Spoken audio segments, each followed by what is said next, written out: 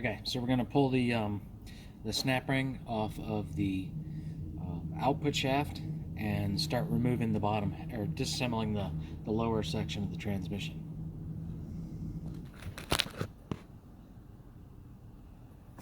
Alright, so the snap ring is right here. It's yellow, and sometimes it can be a real pain to get out.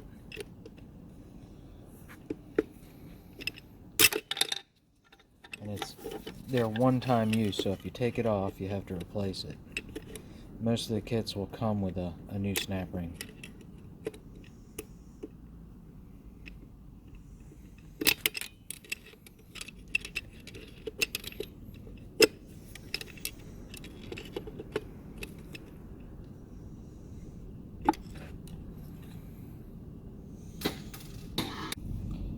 Alright, so we're going to take the reaction carrier out. You got to be careful because a lot of these, the output shaft will fall once you pull the snap ring off. The ones that don't, usually the output shaft falls once you pull the reaction carrier out. So we're going to hold the carrier, or excuse me, we're going to hold the output shaft while we take the carrier out.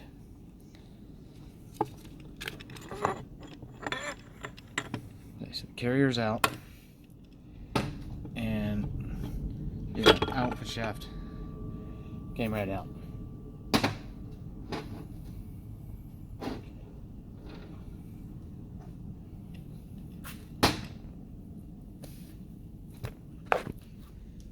Okay, so this is the reaction carrier, and we can take that apart. There's some bearings in here, or excuse me, there's some bushings in a bearing. There's another thrust bearing in the bottom of the carrier, of the planetary set, right here. That doesn't come out unless you remove the planetary gears, and you don't want to do that. So this is the other thrust bearing, and then inside are two bushings. There's one there on the bottom side, right there, and they don't look too bad. And here's the output shaft. Okay. This right here is where the snap ring was that I just took off. Right. So we're gonna look down here. We can see the thrust bearing for the reaction carrier right here. I'll pull that out. Okay. This is the reaction carrier shell.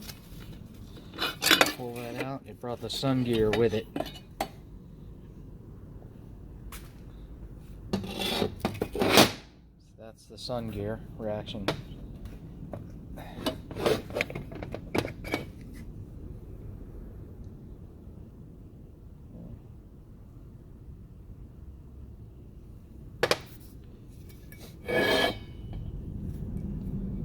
Okay, and then wow, that's sharp.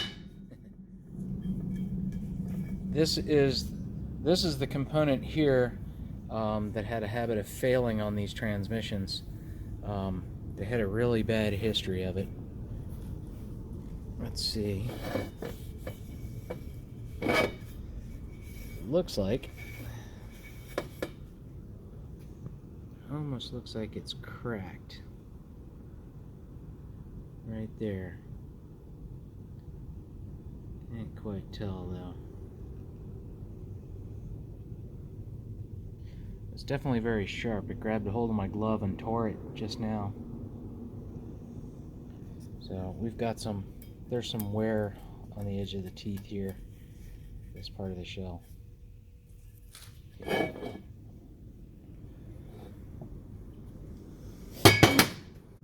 Okay, this component is the low roller. There's a thrust washer sitting on top of it.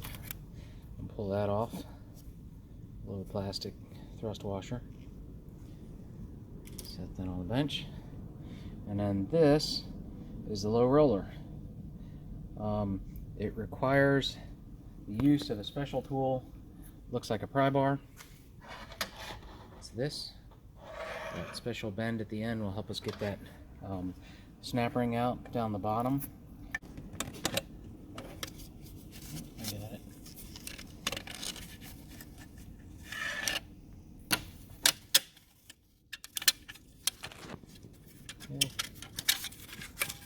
snap ring out. So as you can see, I got it out of the case. It was stuck. The assembly had gotten twisted on the case lugs down here, and it wouldn't clear it. You can see there's some damage on the lugs. See, it looks like ripples down along the sides. So that thing has been rattling back and forth in there for quite some time. So this case would not be reusable. Alright, I do remember years ago there was a company that made repair kits for these. And this is what the low roller looks like, and the low reverse clutch assembly. And this is the reaction carrier. So I'll get this taken apart, and this little hoo-ha right here is the spring that is supposed to keep the support here from rattling around inside the case. Alright, so we'll take this off, and this is a one-way roller.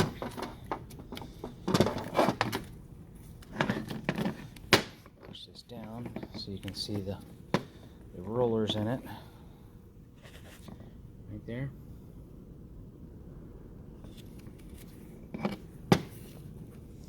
And there's the race. Okay.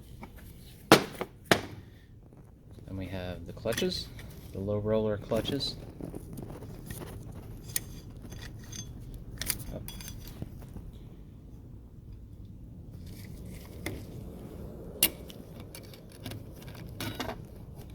They don't really look too horrible.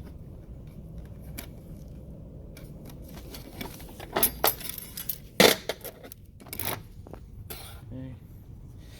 And this is the reaction carrier. See if I can keep it from falling. There's the gears, the thrust bearing.